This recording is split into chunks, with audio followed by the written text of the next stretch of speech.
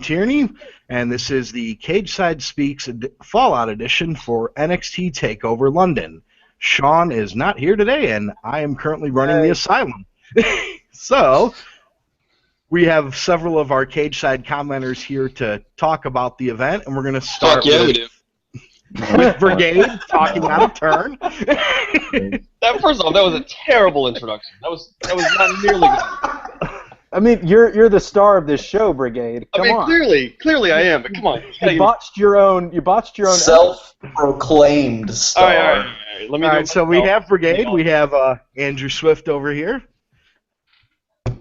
What up, kids? And then we have... What up, boys? What up, boys and girls? We have Connor, and is it CMIG Bear? Is that what it was? It's C-Mig Bear. C-Mig Bear. Okay. C-Mig Bear. That's not how I was thinking in my head. And then we have one of the Cageside Speaks originals, Blue and Orange for Life. Say hello. How's it going, everybody? Okay, and obviously, again, my name is KM Tierney. Before we start, we'll just do a little bit of a spiel here. If you'd like to get in on these podcasts, there will be my email address in the comments of this once this goes up to the Cageside site. And if you email me, I would love to have you on the show for that. So, with that said, let's get started on the show here. Overall thoughts, what did everybody think of London before we build into the fallout? I thought it was excellent. I thought it was, some people may not like me for this, not as good as Brooklyn, but excellent takeover. They're always so good, and they're usually everything that the main roster's pay-per-views aren't, but with excellent wrestling, great storytelling, interesting characters. But in this case, it came right after TLC, which I thought was a great pay-per-view, so I can't say that. I'm kind of with Gino and Sean, just comparatively. It's really kind of hard to say one was better than the other. They were just good in different ways. Reject the tyranny of or. Reject tyranny gets me to mark every time. Yeah. Okay. Okay, well, is it really a bad thing? I mean, I guess I don't want to do the whole comparisons thing. Yeah, I thought London was better, but this has been a very good week of pro grabs for the WWE. I'm just content to enjoy it. What I kind of discovered this week was I watched the TLC after the fact. I didn't watch it live because I was kind of done with them. And then I watched NXT Takeover, and I prefer Takeover so much more.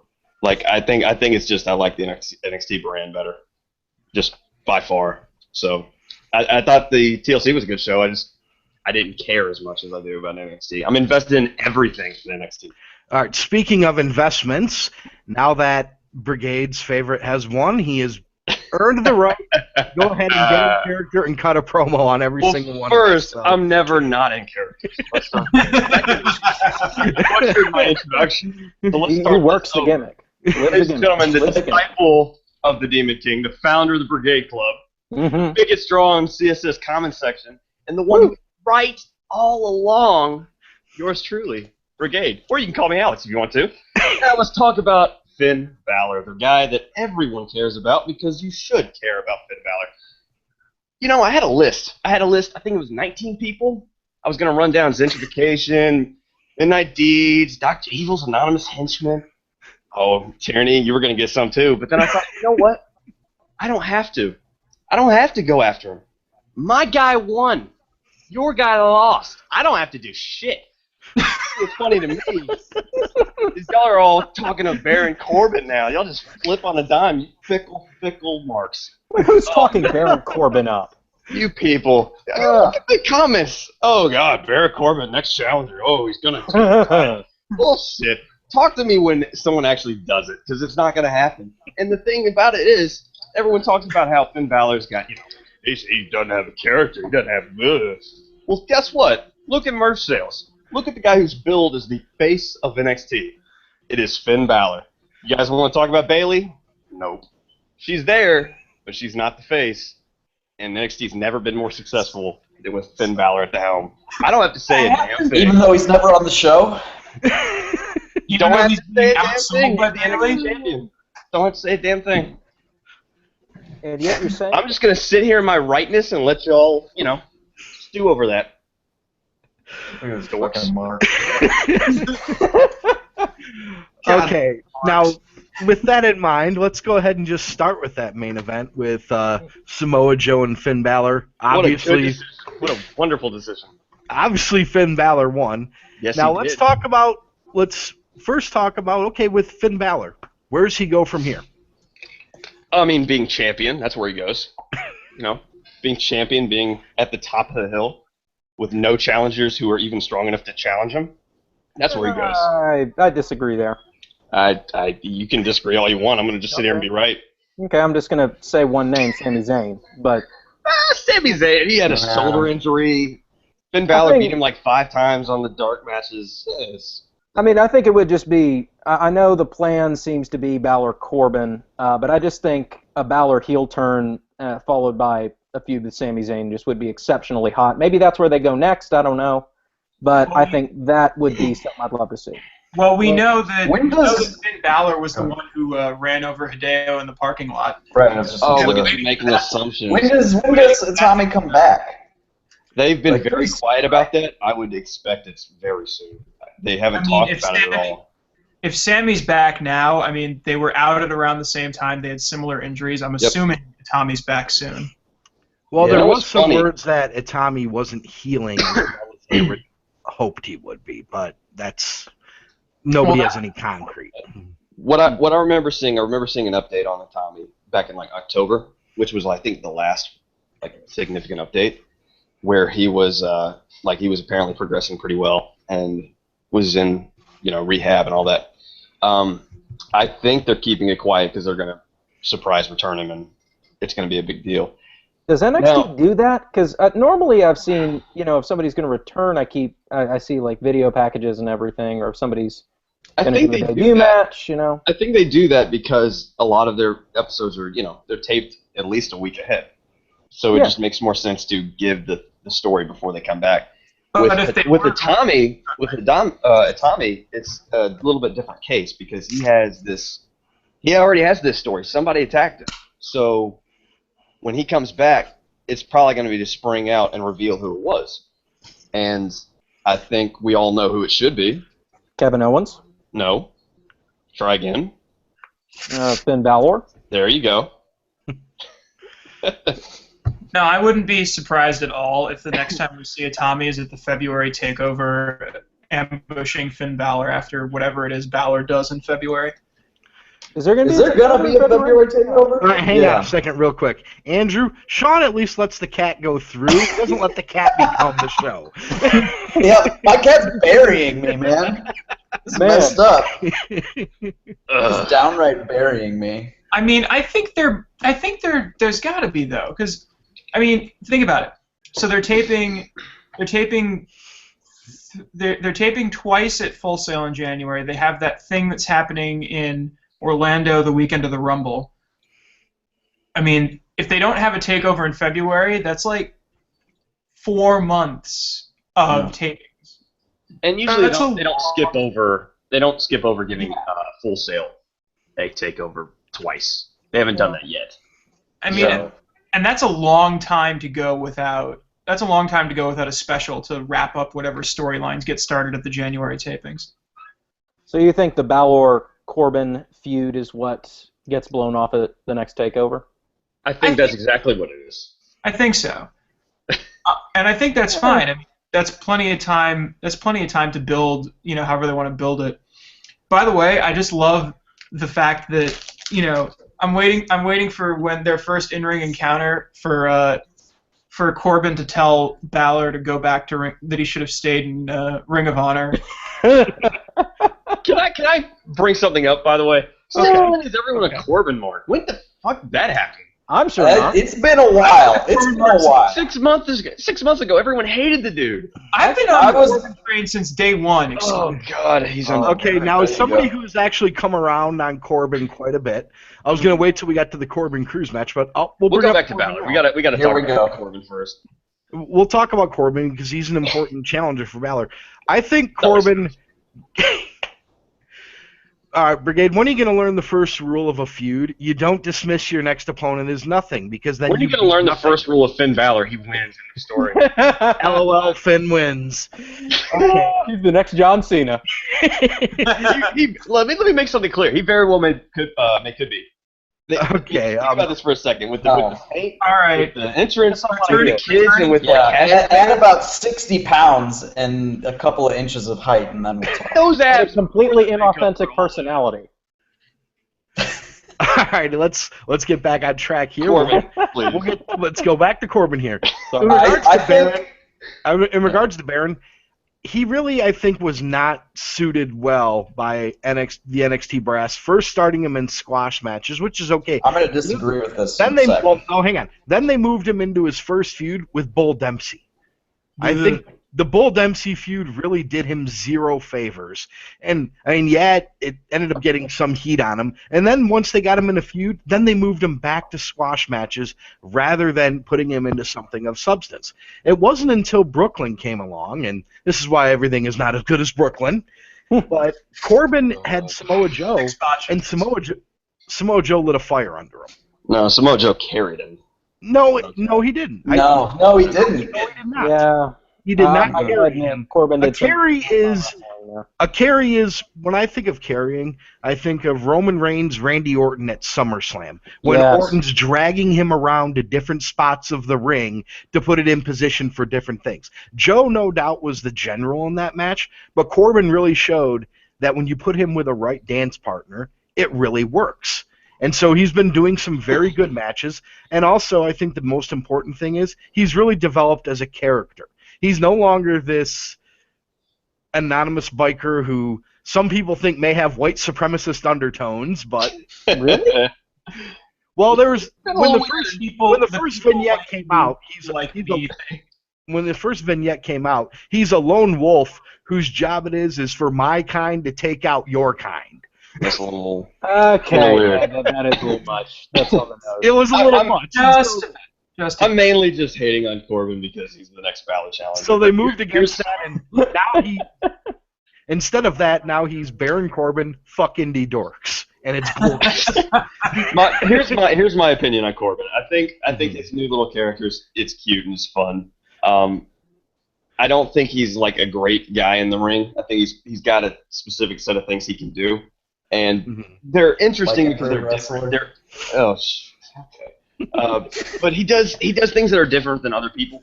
You know, he doesn't really hit the same moves as a lot of guys who are in NXT. So he brings a little bit of a diversive factor to him. I don't think he's a main eventer at this point at NXT yet. That's why I don't see this challenge with Balor turning out well with him.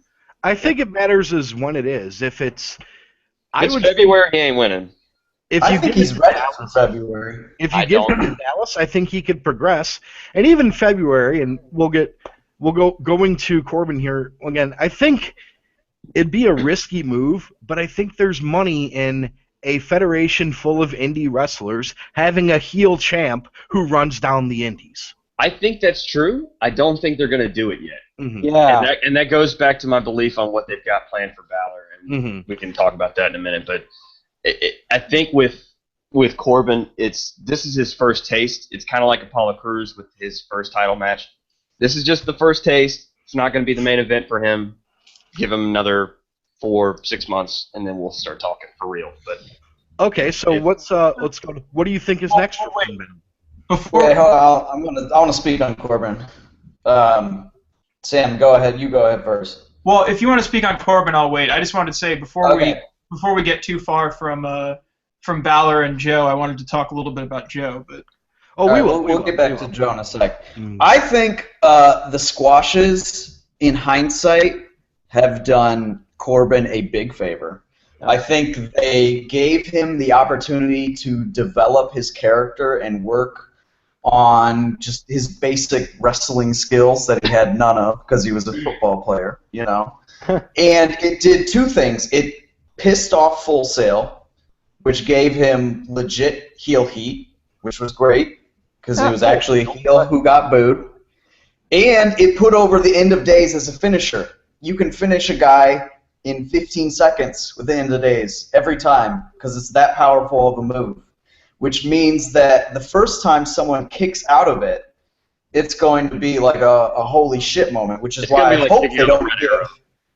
Yeah, exactly. It's someone kicking out of the Red Arrow, which is why I hope they don't give that to Finn. They need to give it to someone on the main roster. Give it to someone up and coming who needs to be put over right there. But I think Baron Corbin is absolutely a main event heel and has been for several months now. We just didn't acknowledge it. We just didn't realize it because we were so stuck in hating this guy, like, oh, you can't work a 5-minute match, his work rate sucks, blah, blah, blah. Which, Gino mentioned it on the Cageside Live, but the end of Corbin Cruz, when he's walking off, and he's just like soaking in the booth of the London crowd. Great. And then he's just like soaking up, and then just like, fuck you guys, and turns and walks off. That was just like amazing. That was incredible character work. He's good. And I don't think he has that unless he gets months and months in the Performance Center to just, work on his stuff. And let's be real, anything that makes Full Sail unhappy is good. Oh, yeah. That's also true. Very, very, very true. A hot Full They're Sail the crowd. hipsters of the hipsters. It's insanity. All right, so let's transition real quick to talk about what's next for Balor, and then we'll move quickly to Joe. So, Brigade, what do you think is next for Balor? Oh, let me tell you what's next for Finn. Oh, boy. I regret this already. Firstly, Baron Corbin, no, not a chance. Yeah. If you, for me, like with the London special, I knew Balor was going to win because I saw how they were doing things on the dark matches. I saw how it was going. Every match closed with Sami Zayn holding up Finn Balor's hand and talking about how he's the future of NXT and how well he's done with it. They were not going to take it away from him at that point. And they're still not going to take it away from him. They're going to keep him there until potentially WrestleMania or past that. Corbin's just going to be that first. For me, Corbin's that first taste. Let's see what he's got at the main event level. We'll come back to it a little bit later when we've got a little more depth to what he's doing than just screw you internet dorks and stuff. What I think is going to happen, and this has been my belief on Finn Balor since the very beginning. I don't think he was ever meant to be a babyface. I think he was meant to just kind of be there as a face, but he was never meant to be the guy. You had Kevin Owens come in and was the heel, so it was basically just as soon as he leaves, Balor will become the heel. That's kind of the main event antagonist.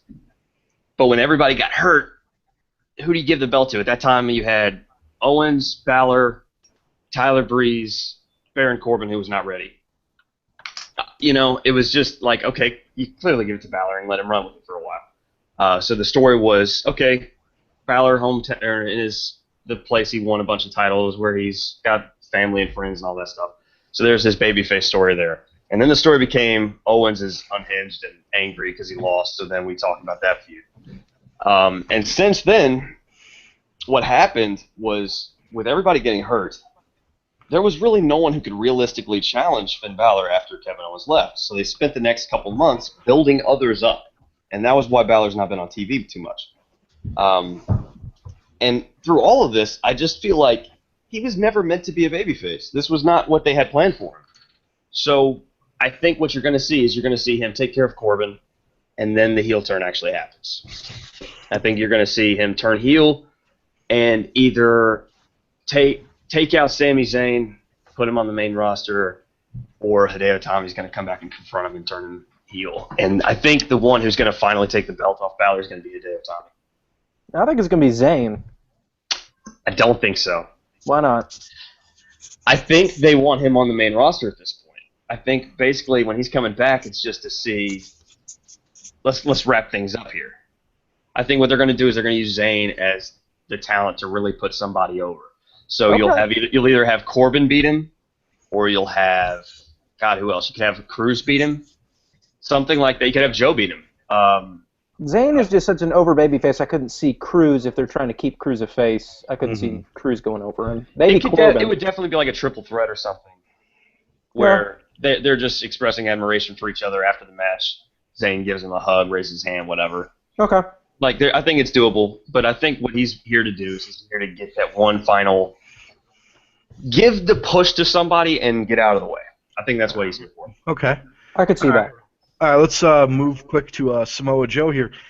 Where does he go from here? I think Joe, you've actually got a lot of interesting options, I think, because I honestly half thought they were going to give him the belt. Yeah. But now that he's without it, there's still a couple options. Does he... You got worked. Who do we got see him worked, going, you little mark. I'm sure I did, but who do we see him going to next? Is it going to be... You are in no position to call anyone a mark. I don't know what you're talking about. Okay, so who do we see him going to next year? Is it going to feud with Cruz? Is he going to feud with a Sami Zayn? I mean, where do we go from here in regards to Samoa Joe? I think Samoa Joe needs to be on the main roster. I've been saying that for a while, but I don't think really he's doing that. They're not gonna, but he should be. He's so good. Yeah. All I'll say is I need some Brock Lesnar versus Samoa Joe. Oh my God! Can you imagine? Please. That would be for real. Samoa Joe, Kevin Owens, Brock Lesnar 3. That would be amazing. They need to blow off that Kevin Owens Samoa Joe feud. Yeah, that never got concluded. That never ended. That just died a death. That just happened, and he confronted him, and then Kevin Owens went up to talk to John Cena, and that was that. I bet we do see Samoa Joe in the Royal Rumble though. That's a good shout. I think that's a good shout. Bring him up, but then that's a great way to do it. And then of course Brock's the one they're saying is going to win the Rumble.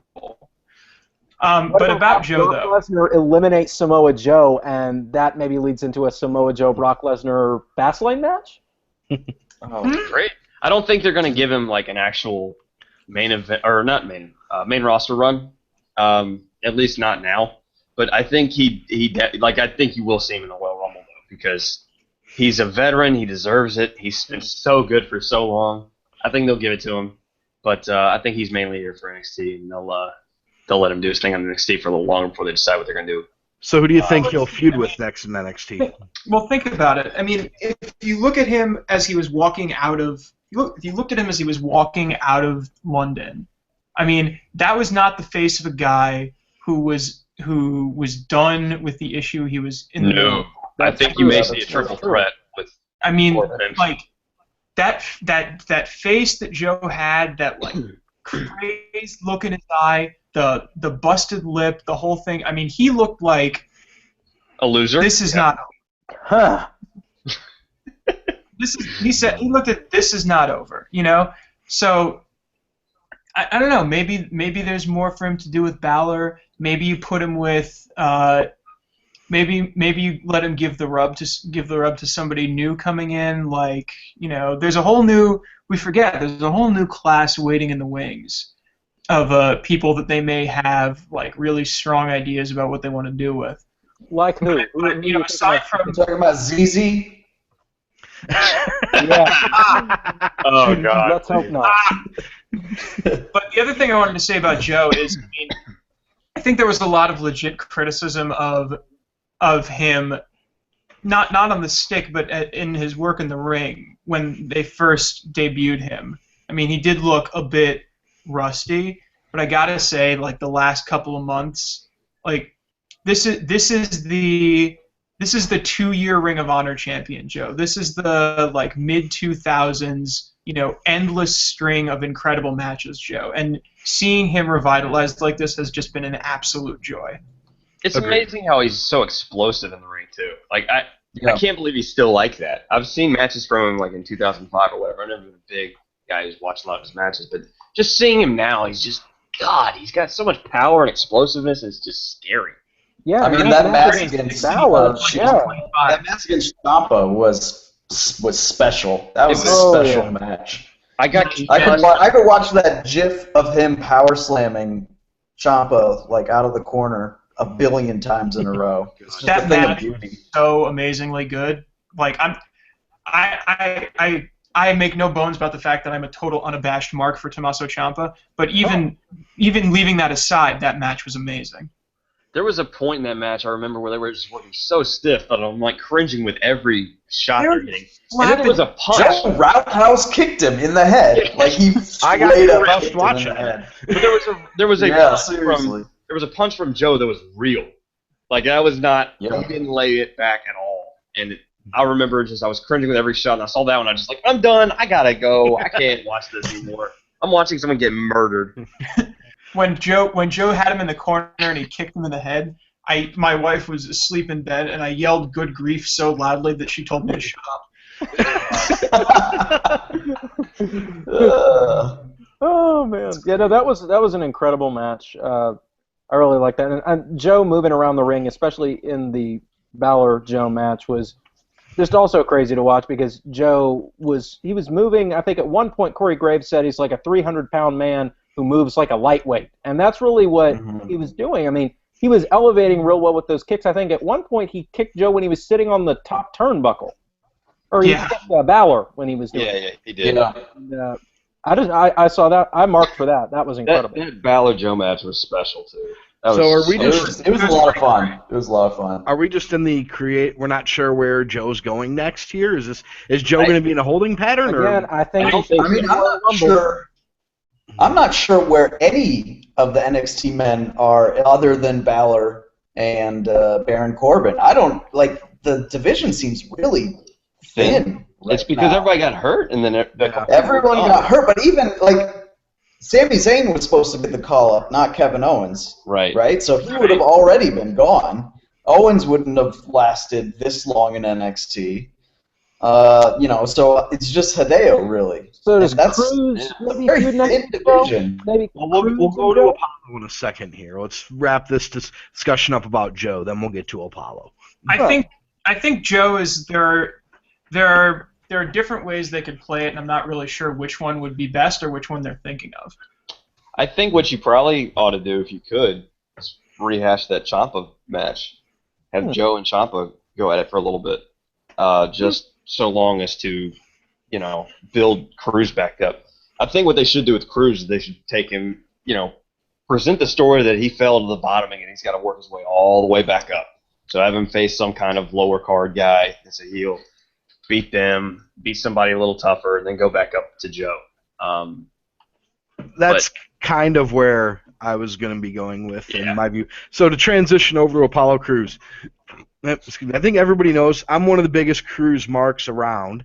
I do think in 3 to 4 years you will see him get a main event push in the WWE, but the emphasis is 3 to 4 years. Yeah. There's still a lot of work he has to do, and I liked Corbin Cruz, but Corbin Cruz also showed the work that Apollo Crews needs to do. Apollo Crews, and I would say this, he needs to make me think that he actually is in the ring wanting to hurt somebody. Right. There's a blood feud. Him and Corbin's supposed to be a blood feud, yet I really didn't get this idea that he was pouring a lot of anger into his moves. Now Corbin's whipping him out of the ring, telling him to go back to living in his parents' basement and wrestle in Ring of Honor.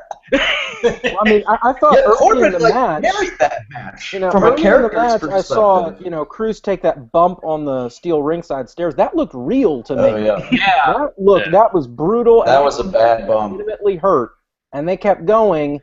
So I thought that maybe the reason his strikes didn't look so crisp for a lot of the match was because he was selling that bump. Perhaps. That may be true. On the other hand, possible. I mean, that's kind of like secondary to the point that Tierney's making, I think, which is that, it wasn't just in that match. I mean, this is something that Cruz coming out of Dragon Gate, we knew that the out of the ring stuff was going to take a while, and he's come a ways with, like, in terms of he's been impressive in terms of his ability to convey things with facial expressions, with with changing the tempo of his speech and all that. But he's still got a lot of work to do with conveying emotion in a believable way. I think not like other than being kind of like happy to be here, Apollo Crews. I mean, that's very believable. That's very authentic. But him, like, intensity, anger, like those kinds of things. I mean, it's not quite there yet. Yeah, even when I think angry, he's like smiley angry. Yeah, it's a little weird. Yeah. Yeah, I kind of like it. I like it too, but for me, I think the thing with Apollo Crews is just you're 6'3", 250, right? And Yeah. you're a babyface. Like, the way you beat a babyface at that point with that kind of physique is, I'm not going to start anything, but I'm not going to take it either. You know what I mean? Mm-hmm. Corbin starting this stuff, like, you got to stand up to him and show him, like, I am capable of putting you out. So, you know, if you want to start it, sure, but I'm here and I'm gonna challenge you. And I also have another theory. I also have another theory in regards to Cruz. And I'm going to get your guys' thoughts on this. I think one of the reasons he may have trouble with some of his believability is they are transitioning him from indie-rific Uhaa Nation into WWE main event style Apollo Crews. Yeah. He's getting rid of the Uhaa combination, which it's a visually impressive move. The Uhaa combination is the stupidest move ever from Logic. Uhaa combination. I didn't watch Uhaa Nation when he was on the Indies. Is that the standing moonsault? Well, it's the gorilla press. Standing moonsault and then it starts off with the gorilla press, and then he has to wait for the person to roll over on their back, flip over, and give the standing moonsault. Oh, and on the Indies, he also gave a standing shooting star press. It looks very impressive to see a guy that size doing those sort of things, but in reality, it's just like, okay, either the guy doesn't roll over on his back, or he rolls over half of a degree, the move's dead. It's true. It's true. So they've given him that standing blue thunder bomb, which is just really fun to watch his power. It's so good. I love it so much. I think they're just trying to figure out, okay, how can we make him into a believable style wrestler without all of the indie stuff? But you want to still convey his athleticism, but they haven't really figured out how to do that yet. And as there's going to be some growing pains on that. And I want to see if you guys agree with that theory. And if so, what can they do what do you think they could do to kind of help that out? I don't know that there's necessarily anything that they can do to like speed the process along or anything. I mean, it'll go. I mean, I don't think there's any doubt of his work ethic or the amount of effort he's putting into, you know, kind of reinvent himself a little bit. Tanya. We have a run-in. Run-in. Oh, what's up? What's up? It's Tanya running. Jack! Oh my God, he's the champion! I cannot believe it. They did it. Oh my God, they did it in Philly. All right, hang on. Everybody, hang on. Stop it. So We have to go on like TLC, the way that ended. Tanya. Huh? Yeah. Tanya, NXT. You not only are you on the wrong podcast, this is the NXT podcast. You're not even on the TLC podcast. What are you doing? Oh, wait a minute. What did you say? I'm not on the what? This is the NXT This is an podcast. R-Truth moment right here. This the NXT part? What? Yeah. Yes, But this is Sean the told, NXT wait a minute. podcast. No, Sean had said, and then I read it in the email, and are you sure, Kevin? Yeah, I am very sure. If We're you look sure. at the title here, it says Cageside Speaks, Takeover London, Oh Fallout. my God. Just stay here and talk with us. Hi, Tanya. Oh my Our God. boy champion. Oh my God. dying. You know what? That's not bad. That is not bad. That was on me. How you gonna take that one? I'm so. Oh my God. You know what? I'm not into NXT, so I'm gonna let you guys just keep this. Whatever you were talking about. I am so sorry. It's a great show, by the way. Oscar rocks. Oh my God. And just one more thing though before I go. Okay. Fuck Apollo Crews. Go back to ROH. Wow. That was something else. That was special. What the That fuck was a just real happened? life R-Truth moment. That was Guys. a special moment.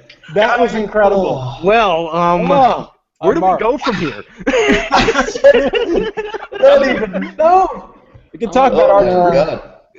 Let's talk tags. Let's talk. Yes. Let's talk the. Can we talk Dash? Jordan? Are you Dawson? Are you Dash? Let's talk those guys. The Orlando Wrecking Crew, as the Daily has become fond of calling them. Yeah. Considering I got the Arn Anderson thing here, it's only fitting. If there were those who were wondering who their inspiration was, when they started pulling out slingshot suplexes and gourd busters, Yeah, for real. I was marking out so hard. Yeah. Dude, that slingshot suplex was so nice. I mean, when back when Regal was on commentary like 2 years ago, he would always compare Dawson to Arn Anderson. I don't think there's ever been any doubt.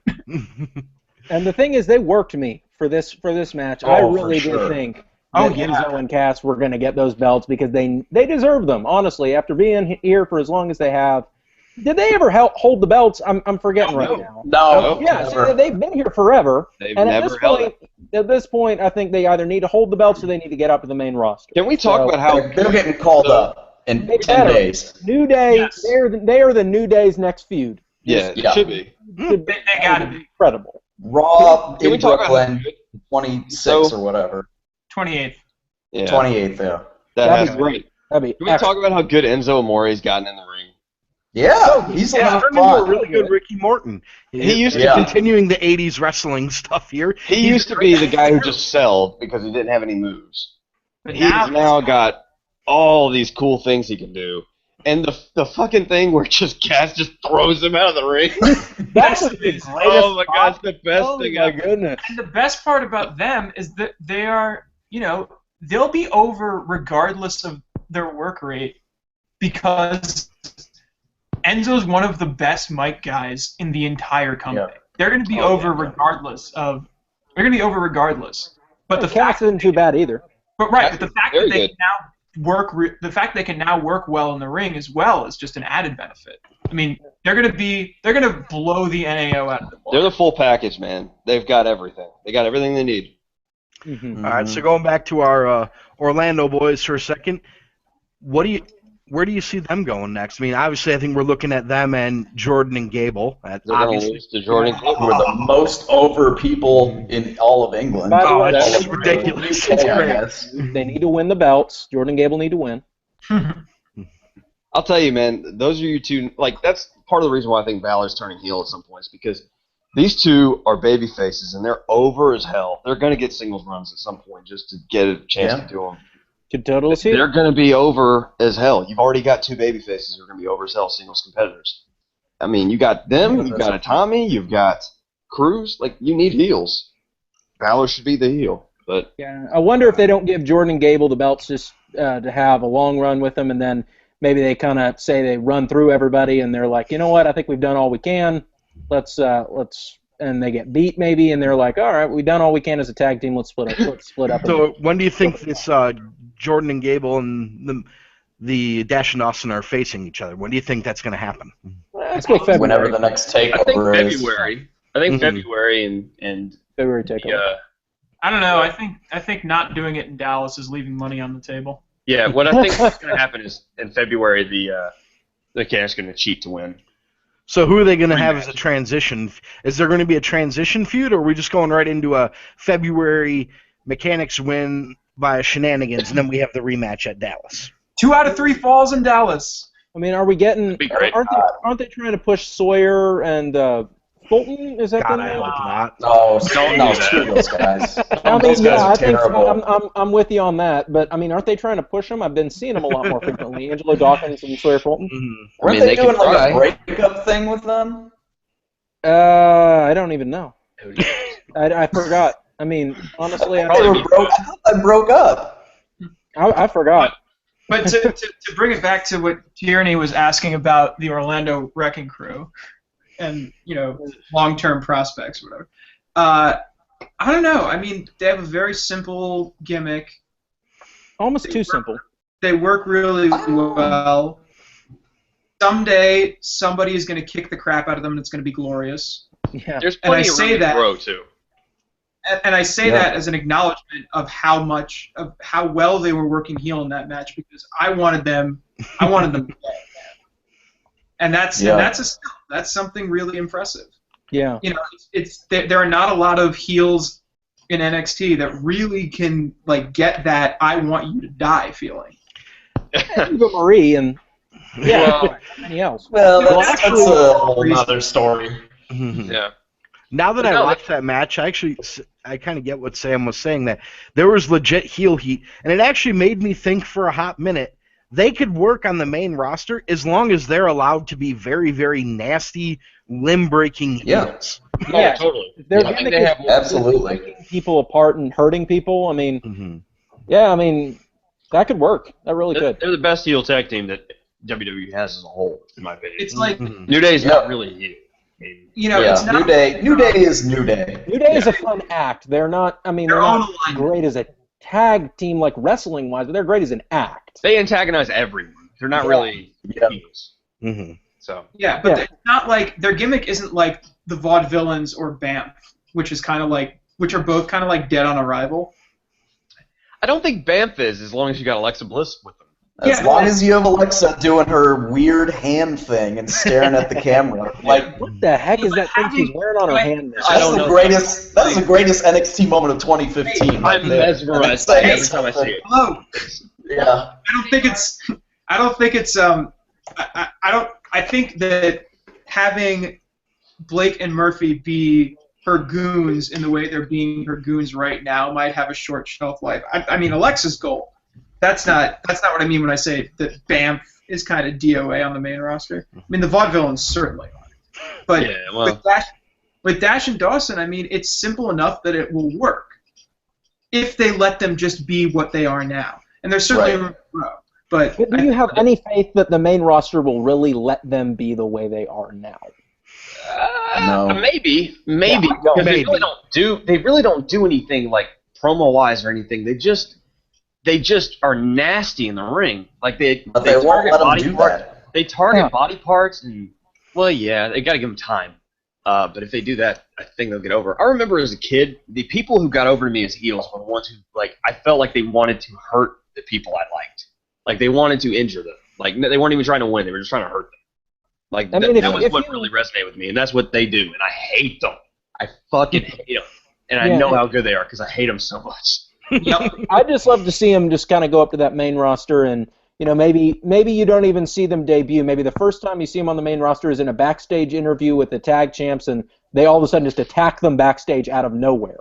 Like we don't even know who these people are, and then we find out it's Dash and Dawson.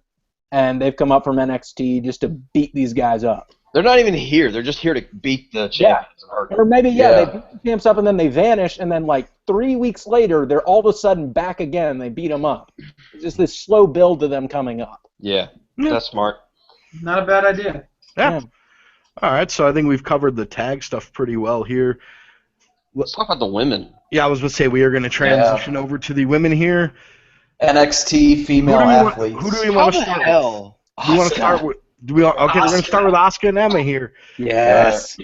Oh yeah. That was a hell of an opening match. It was great. It was spectacular. That's the only match I've rewatched, actually. Oh my goodness, I love that match. I am not even ashamed at all to admit that I've watched Samoa Joe 6 times. What a surprise. But I'm an Asuka mark, so this match was fantastic for me. It was just she has so I can't even describe it, man. It's this aura about her of she's just so different than everyone else around her.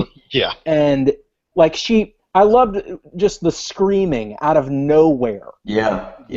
I just loved it when she screamed, and then Byron's line of is she enraged or in pain? I couldn't figure that out. I didn't know what she was doing at that point. You have no fucking clue who she is. Yeah. Burgers, everyone is so good. I couldn't tell. He asked the question that was on my mind, and, I just love her offense and the way she's smart in the ring, too. Like, when she got out of the hammerlock that Emma had on her, and then Emma tried to get out of the hammerlock, that she reversed it into another hammerlock, and Emma tried to get out of it the same way with that somersault, and Asuka just kind of somersaulted along with her about 2 or 3 times, just showing that through that move, she's smarter than Emma. She might be able to outwork Emma, or she just might be playing smarter than her.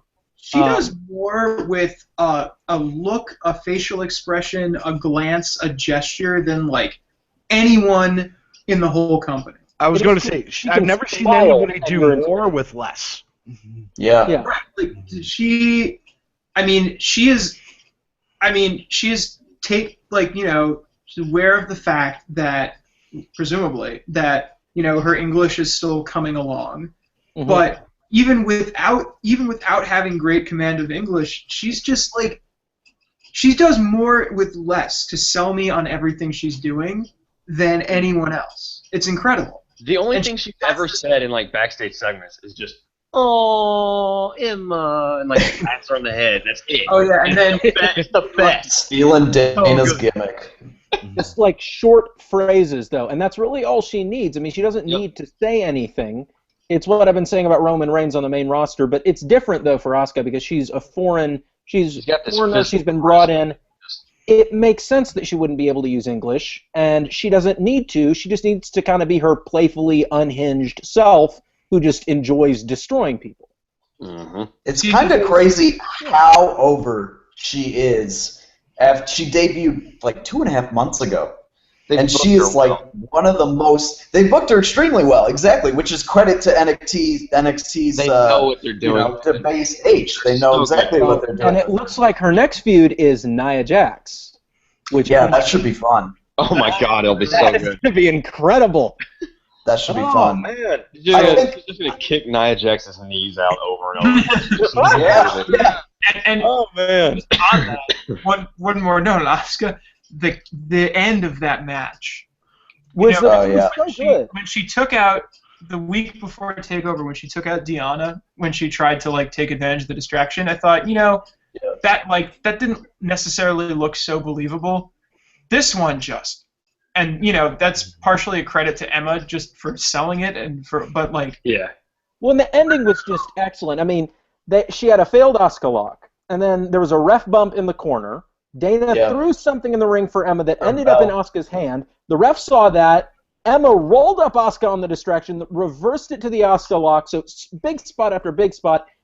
She tapped out. Emma tapped out while the ref doesn't see, thanks to Dana. So a distraction. So Emma gets out and he tries some offense, but then Asuka just hits her with a kick for the finish. It was incredible. Just so many spots, so much layering. It told a great story. Mm-hmm. It helped everyone look good. Mind that it was complicated. It was beautiful. It was a work of art. Credit to Emma for at the very opening of that match, like Asuka goes for that kick and Emma like dodges out of the way, and then you can visibly see Emma like shaking and she's scared. And it's like this. You just put that move over like legit. Yeah. Like well done. No kidding. NXT knows how to tell great stories in the ring, and the story they were telling and they don't need to talk to do it. Like on the main roster, a lot of it is promo. That's how they tell their story, or video packages. In NXT, a lot of it is, it seems to me, in the ring. That's how they tell their stories. And at the beginning of this match, you could tell Emma did not want to be anywhere near Asuka. One time where Asuka missed a kick and Emma just kind of went for that quick cover, that was just desperation. Oh yeah. Missed drop kick when Emma grabbed the ropes. The best and thing Asuka they do. kicked out at one, and you could just see Emma like, oh, come on. Yeah. The best thing they do about those matches is every match in NXT, it seems, is paced perfectly. Like they don't rush anything. They don't rush to hit high spots or anything. They pace it perfectly, and you know when the finish is coming. Like you know when to get up on your feet and really get into it. You had the ref bump. First you had the failed Asuka lock, and you were like, okay, we're probably getting close. And then you have the ref bump, and you're like, oh god, here it comes. And you're thinking, because this is the play on every wrestling thing that happens in WWE. You have the ref bump, and then the heel wins. They're cheating, and that's it. They didn't do that. They took that belief of that's how this normally works, and they did the opposite. And it was like you were already up for it, and then you saw the flip, and you're like, oh, that was great. So they had a great match, and then they gave you a great finish that you knew was coming. And it's just, they did the same thing all night. It was great. Like, all of it was great. By the way, and the great thing, does anyone else think, given his history, that it should take more than a standard ref bump to take Drake out? They don't want you to know his name. Yeah. Well, the great thing about one thing about Drake, after Emma hit the Emma-mite sandwich or whatever it's called now, is he audibly says, "Please kick out," and it's just like, oh my god, it's unbelievably funny. I thought it was a fan at first, and then I watched it back, and I was like, that is literally Drake saying that. They need to give refs a little more personality. It's always great when you have something like that. Yeah. On the subject of all those finishes, though, I mean, it's funny your point about how normally it would be the ref gets a bump and oh, the heel won by cheating. That's how it would go on the main roster. But here, you're right, they subvert expectations. But not only did they do it once, they did it multiple times with this match. So even if you were an NXT fan going, okay, they're going to subvert my expectations, they're going to have the face win, even though it looks like the ref is cheating now, so they're gonna do that. No, they made it look like multiple different times. There were opportunities you thought, oh, wait, the face is going to win. No, the heel's going to win. So you're being pulled back and forth at the ending. Yeah. It was a really excellent, good ending. And so that just kind of stood out for me. And NXT has done that over and over. And credit to Emma for doing amazing work in this feud. I mean, the reactions, the promos, the work in the tune-up matches, the whole thing has just been perfect. Well, where does Emma really go from here? I mean, does she? We'll get back to Asuka in a second, but where does she go from here? She needs to be Bayley. I actually don't think she's. I don't know who's going to be Bayley's next feud, but I think they're teasing a Dana-Emma split. I think they're teasing a Dana-Emma split, and I think Dana goes over in that feud, which begins Emma's slow turn back toward a face. And I think how you do that is in a backstage segment after Dana goes over. You have Bayley approach Emma in, as a reversal of the whatever they did back in July or June or July when Emma slapped Bayley. And I think you have Bayley kind of say, you know what? Look at me. I'm a champ. I believed in myself. The blah blah blah babyface. You don't have to be that Bayley does well. Yeah, they pull a John Cena, kind of a John Cena promo. Yeah. But they have Bayley be the leader of the good-hearted leader of the locker room. Yeah. To help see the. So essentially, a Cena promo, only you relate to it because. Pretty much. Because you actually believe it. Because you believe the character that would be given Bayley. Promo. That's why. Yeah. Yeah. Well, yeah. Because Bayley is incredible. I apologize for constantly putting Cena into this podcast. It's my own fault. I really don't care for him. Who? Cena. I apologize for continually pointing. No, you're fine. That's the last thing I'll say about it. I've got conflicted feelings on him too. I love his work, but then he does things all the time that I hate you. Anyway, but let's keep it on NXT here. Yeah. What about Emma? Cena free zone. Bayley, Dana Brooke, maybe.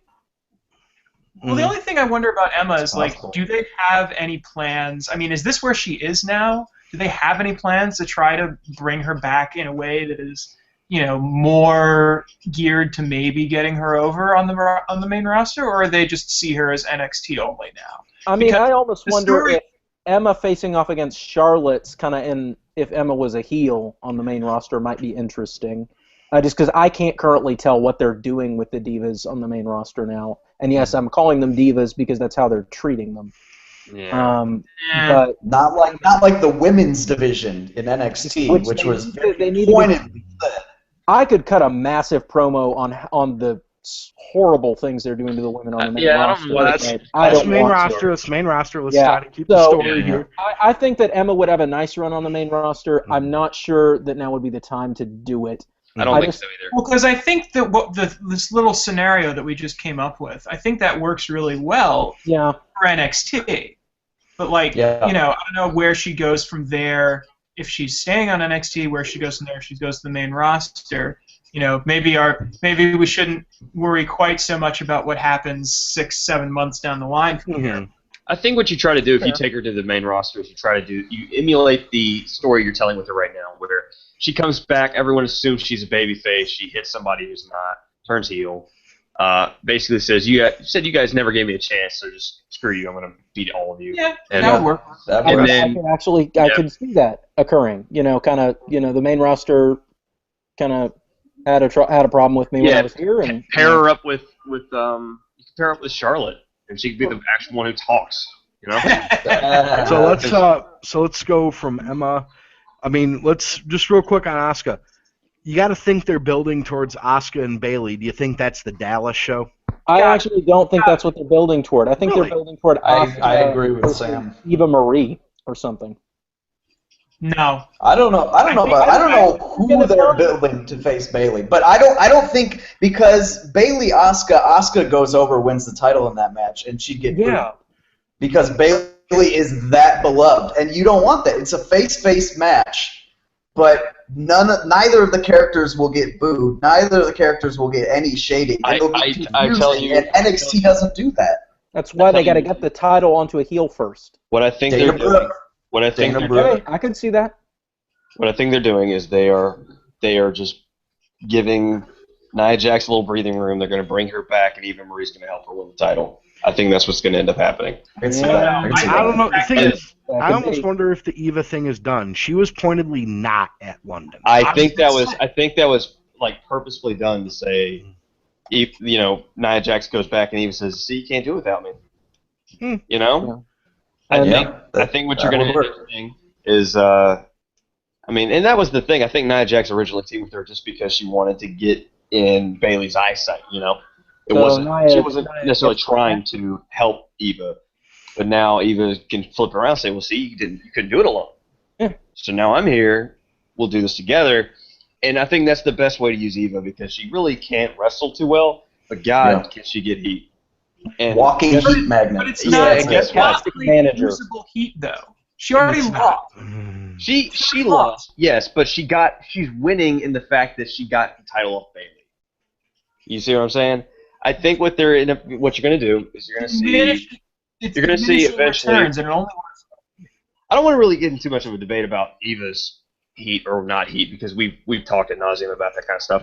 I think this is just kind of what I think. I think what's going to happen is they're going to get the belt on Nia Jax, and she's going to be the opponent for Asuka to win the title eventually. Let's talk about Nia Jax. This was her first real feud and real shot. What'd you guys think? Thumbs up, thumbs down? Thumbs up. She did well. Bayley's amazing. Yeah, I think because she could play off of Bayley and because Bayley is so beloved, I think the crowd got into it, and I think the Triple H and the bookers, I think they knew that the crowd would get into it because Bayley is just so over as a face. Everybody loves her. She's very authentic. I mean, as a face, we call her kind of the female John Cena, kind of jokingly, but really, whereas John Cena is completely inauthentic, and you can tell he's playing a character. For Bayley, it feels very real. So just to see her get thrown around and spiked like that by Nia Jax really gets her crazy amounts of heat. I mean, I half expected them to kind of move the belt onto Nia Jax and maybe to call an audible, just because that would have made Nia Jax just the most hated person. I bought those leg drops so hard.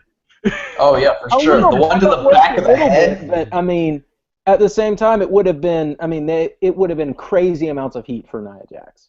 Yeah. This is what I thought. I thought it was a great match, but like we said earlier about the Corbin Cruz match, kind of showing the ways in which Cruz still needs to grow.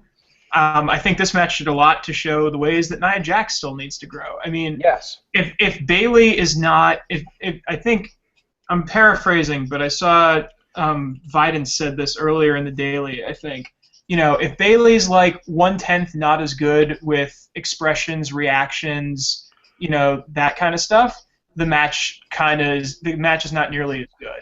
I mean, Nia kind of has. You can see that the puzzle pieces are there. She hasn't really quite figured out how to put them all together. There are, like, she wants to be Hall of Pain Mark Henry. She hasn't quite figured out how to get there yet. The way that she presents herself, her music is kind of odd. I love her music. Her mannerisms are like. Sometimes she looks threatening, sometimes she doesn't. She's a work in progress, is what I'm saying, I guess. The one thing I did not care for with the match was the ending, the tapping out at the end. Mm-hmm. I think Nia Jax is a monster. She should have passed out. She should have passed out. Okay. Yeah. I think the guillotine choke, it goes for the neck. I mean, it was clear that Bayley had worn her down. It was already clear that she was kind of drooping and, selling that she was getting weakened. I didn't like that they had her tap out. I think that she should have passed out like a proper monster. I tell you, even in that guillotine choke, when Bayley was really rearing back, she wrenched it on the third one. I tell you what, there was a number one contenders match. I'm going to go all the way back. This is going to be my, here I'm going to bring up Sasha. There's number one contenders match. Let's talk about Sasha. August 14th. Hold on. August 14th, Sasha Bayley number one contenders match. Sasha has Bayley in the bank statement, but leans back too far, and Bayley rolls over and pins her. I was deathly afraid that Bayley was gonna put her shoulders down. I was literally like, please don't. I was seriously until the bell rang. I was just terrified. I was absolutely terrified. I told you before the match. Sign of an incredible face. Yeah, I told you before the match. I thought Nia was gonna win, and you were like, yeah. And I was like, But I think Bayley is You want to talk about the next person who's going to get called up? I think it's Bayley. Let's talk about the face that runs the place, or Brianna Hart, Harriet. If you want to call it that, sure. She's the one that NXT is built around. Sure. Let's ignore the fact that Finn Balor is on everything, but okay. Let's ignore the fact that Bayley's on everything. He's not on the show. Let's ignore the fact that they're advertising her more. Let's ignore the fact that she gets featured more. I mean, come on. Who are you kidding? Bayley and Sasha Banks over the summer, at Brooklyn and at Respect, they brought in a whole contingent of new fans to NXT. So you can't say that. I think you're right, but here's what I also think, and this is just, it's my opinion. It's going to get heat. That's fine. I think that Triple H and his guys backstage in NXT, they know the type of fans here that want to see women's wrestling, so they feature it a lot more to kind of get that reaction where you feel like she's the face. But when you look at a lot of the things that they actually do, it's still Balor. It's still Balor. He's the guy. He's on every poster I've seen. The merchandise sales, I believe Balor's got her beat by a good bit. A lot of stuff. It's just.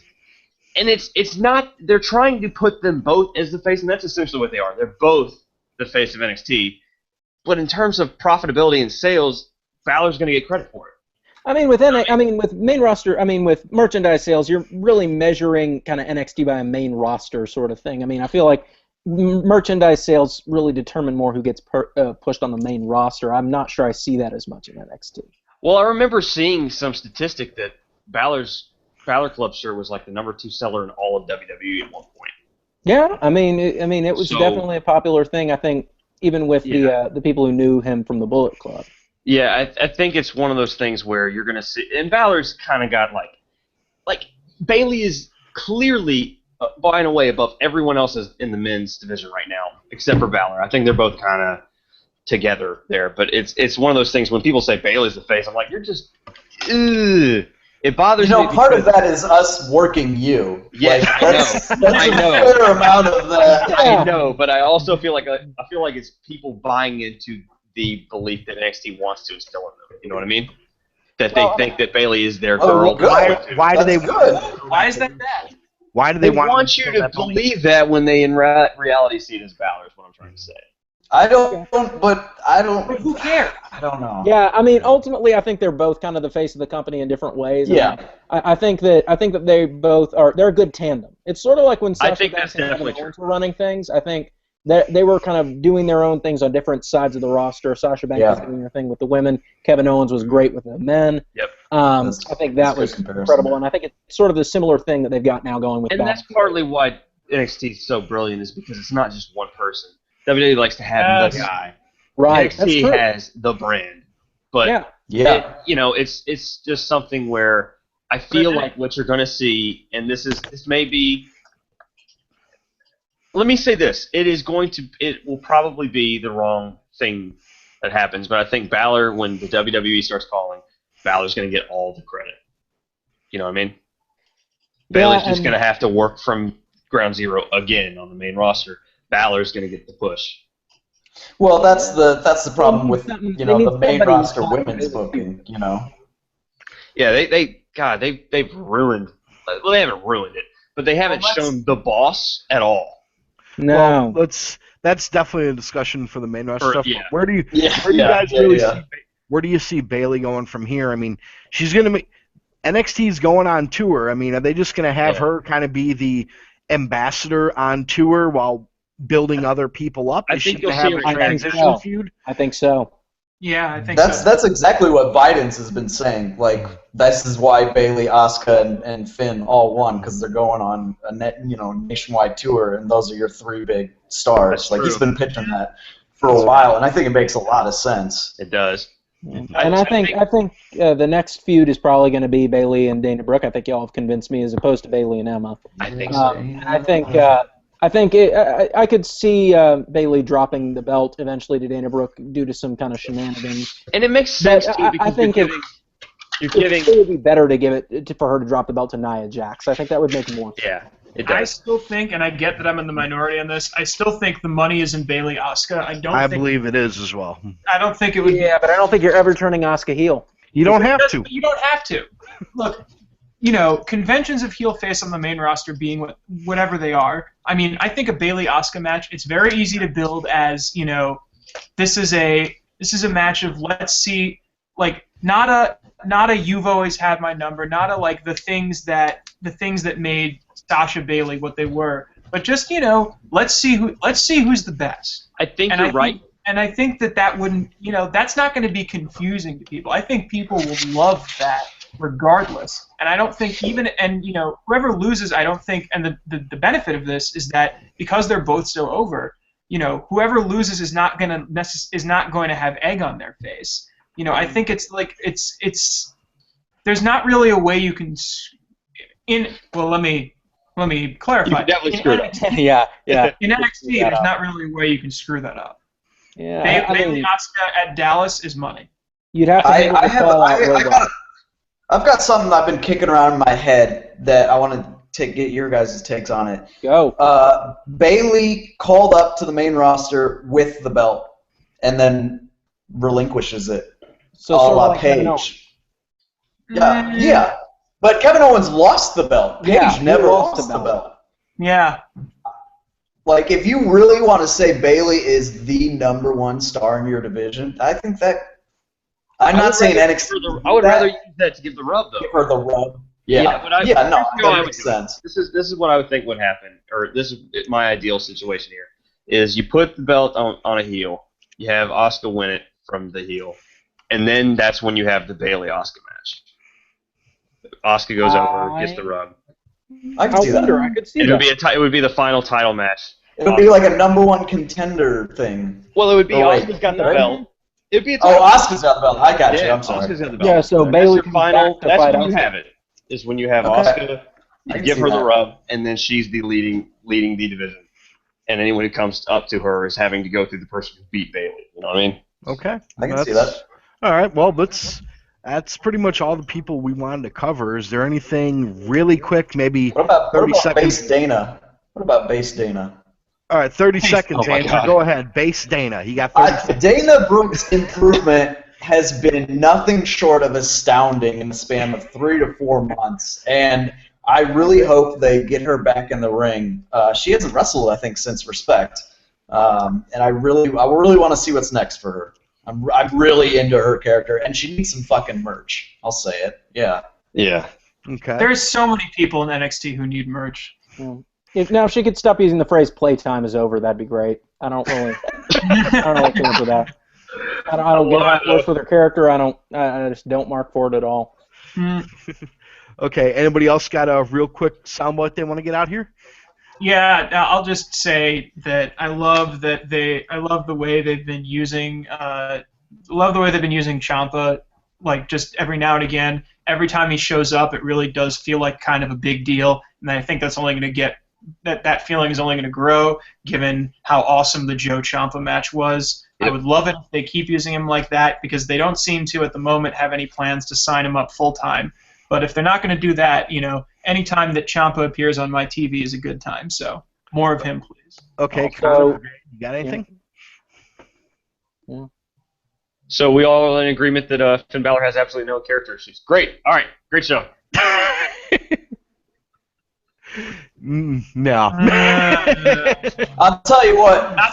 Gino gave NXT what a stupid show regarding Finn's character. So I'm just saying. Gino has not got good opinions, so there.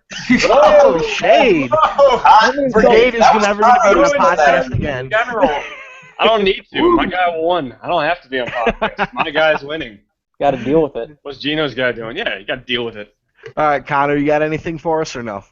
Brock Lesnar versus Samoa Joe. I need it. I need it now. All right. Main roster. Okay. Royal Rumble. Alrighty, well, that'll wrap it up for our edition of Cageside Speaks NXT Takeover. We've got one coming very soon for Tables, Ladders, and Chairs, which you should be expecting you'll be expecting in the next couple of days. And then we will also have a Lucha Underground Season 2 Cageside Speaks, which we will have probably right about the time that Season 2 begins. And if you guys want in on that, by all means, let us know. And as for that, well, that's it. That's a wrap. Take care, everybody. Bow before the Okay.